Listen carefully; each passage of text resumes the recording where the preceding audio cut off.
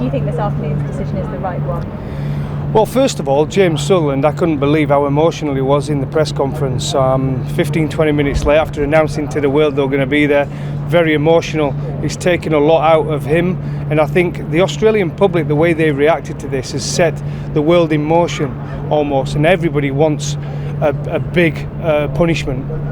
And I think today what came out, first of all, I was surprised, but Darren Lehmann, and I know Darren really, really well. I'm a close friend of his. I was really surprised he kept his job because he's the figurehead. He oversees everything that's happening.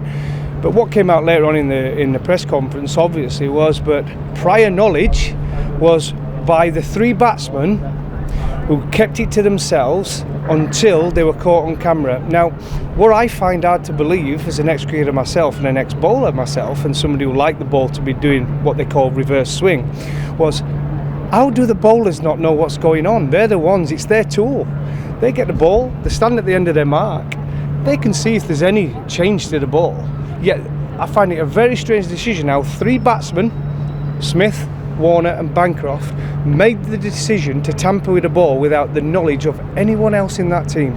I find that fascinating, so I think there's more to come out on this. And I know you say Darren Lehmann's a friend of yours, but shouldn't he take responsibility for the fact that that's happened in the team he's coached? Of course he did, yeah. I'm surprised Darren Lehmann hasn't stood down or resigned or whatever, because at the end of the day, he's the figurehead of Australian cricket. He's the coach. Although in cricket it's slightly different to football.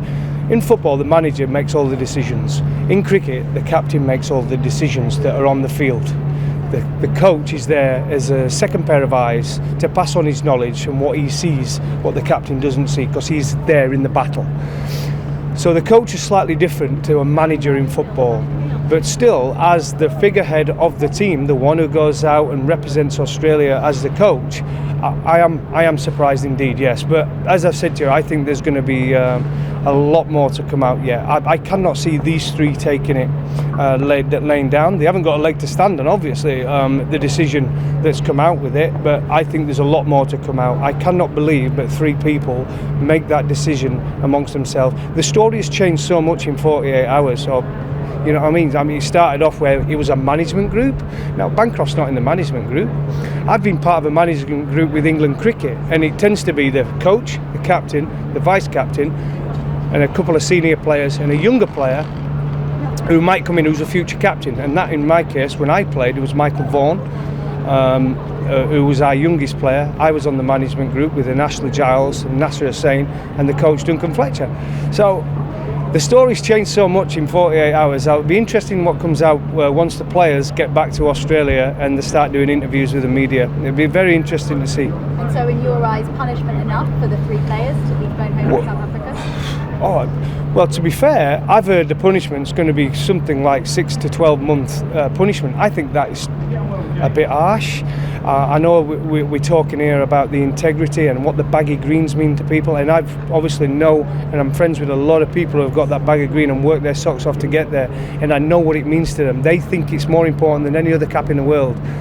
Now, I would say the England cap obviously is the most important thing in the world, but to them it says a lot about the integrity, about the way Australians play their sport.